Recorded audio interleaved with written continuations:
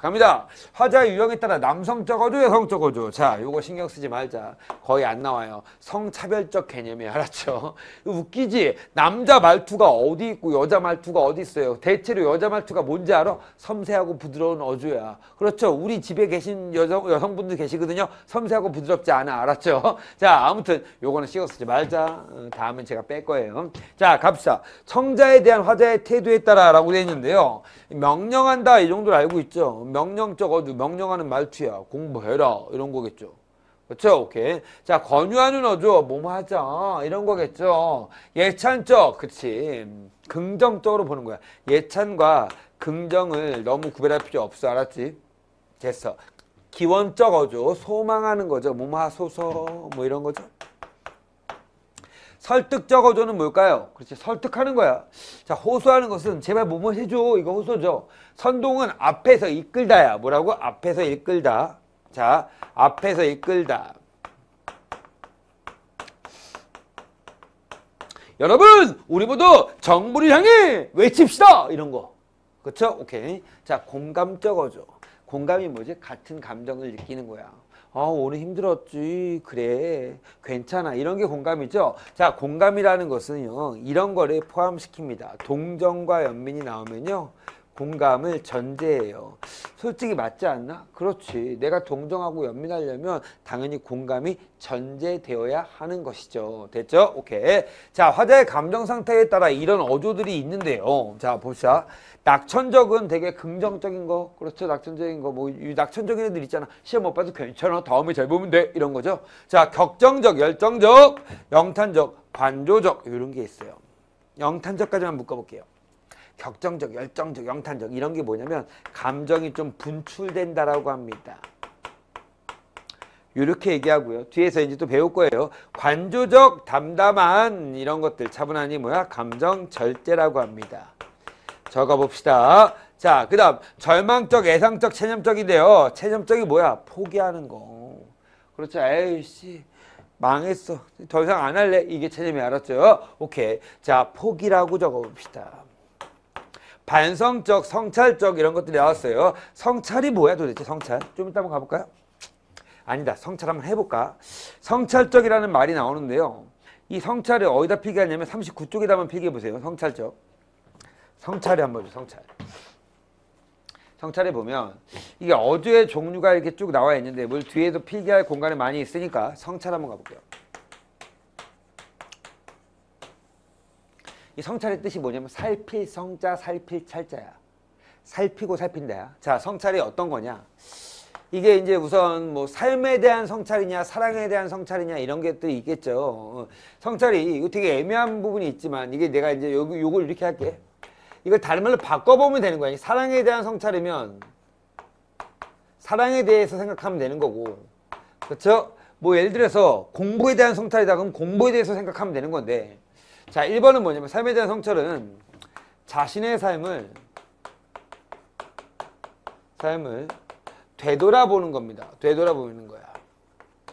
되돌아본다는 것은 깊이 생각하는 거겠죠. 그렇죠? 오케이. 자, 두 번째는 뭐냐면 삶에 대해서 부끄러움이 나오거나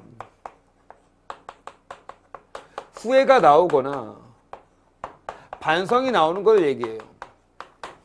그래요. 뭐 이거 이해 가요. 근데 이 부끄러움이 난 너만 보면 부끄러워. 이 부끄러움이 아니겠죠. 그렇죠. 내가 왜 그때 그렇게 했던가. 이런 부끄러움 알았죠. 자, 그 다음 세 번째는 뭐냐면 자, 이 삶에 대해서 드디어 내가 인생을 어떻게 살아갈지 알았어. 이런 거야. 그 뭘까? 깨달음이야.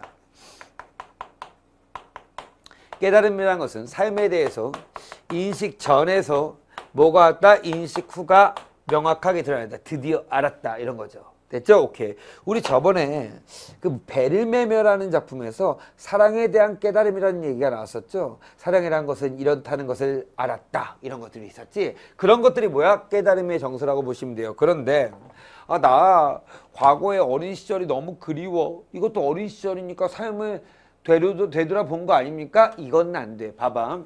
성찰이 안 되는 것이 뭐냐면요. 단순 그리움. 자, 단순 그리움이 있어요. 아니면 단순 슬픔이 있어요. 슬픔. 슬픔. 아, 나 오늘따라 너무 그녀가 그립다. 이런 것들은 뭐다? 성찰이 될 수가 없는 거야. 알았지? 성찰이 아니라는 거다. 성찰 X라고 적을게. 이런 것들은 성찰이 아니다. 이런 것들 알고 계시면 됩니다. 성찰 그렇게 어려운 건 아니고요. 요 정도 잡았고. 자, 반성 뭐 성찰의 일종이죠. 자조적인 자기에 대한 비웃음, 자신에 대한 비웃음입니다. 우리 저번 시간에 배웠어. 자신에 대한 비웃음이다. 대한 비웃음이다. 라는 거 알아두시면 될 것 같고요. 비웃음. 그 다음 달관 초탈 초월이라고 되어 있는데요. 탈속이라고 되어 있는데 얘는 뭐냐면 속세적 가치를 벗어난 것이에요. 속세 자체를 벗어나거나 아니면 속세 가치를 벗어나면 한마디로 말하면 안빈낙도 이런 것도 안빈낙다와 같은 것도 다르보다 탈속 그치?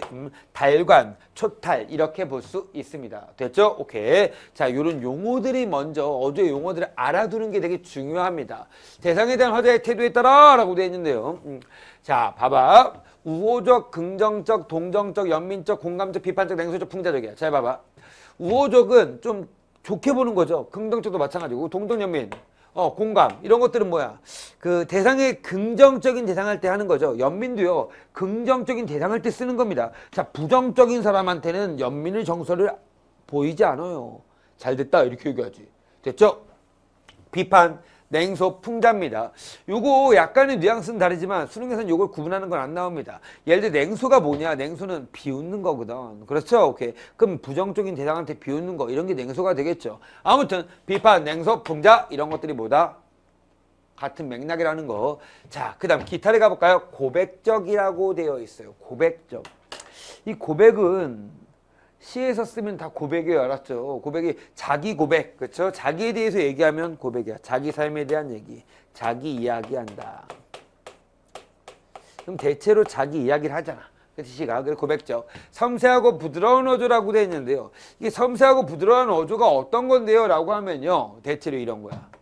뭐뭐요가 나오거나 뭐뭐네, 뭐뭐 두려움 이런 것들이 나오는 거죠. 이렇게 부드럽게 얘기하는 거. 알았죠? 오케이. 자, 그러면 섬세하고 부드러운 어조의 반대가 뭘까요? 뭐뭐다 혹은 명정형. 그렇죠? 이런 것들은 뭐야? 반대가 되겠죠. 자, 경쾌하고 발랄하는 것은 긍정적 분위기라고 생각하시면 돼요. 막 우울한 분위기라든지 아니면 절망적 분위기에서는 쓸 수 없는 말입니다. 요 정도 이해하시면 되고요. 유장한 어조라고 되어 있는데요. 유장한 어조는 대체로 뭐냐면 무조건 지금까지 수능에서는 유장한 어조는 경건한 분위기와 연결되어 있어요. 경건한 분위기와 연결되어 있다. 그럼 경건한 분위기 뭡니까 선생님? 조용하고 엄숙한 분위기라고 생각합니다. 엄숙. 이게 뭐라고 표현할까? 절, 그렇죠? 아니면 성당 이런 거 엄숙한 분위기. 엄숙한 분위기, 엄숙함 이런 거야.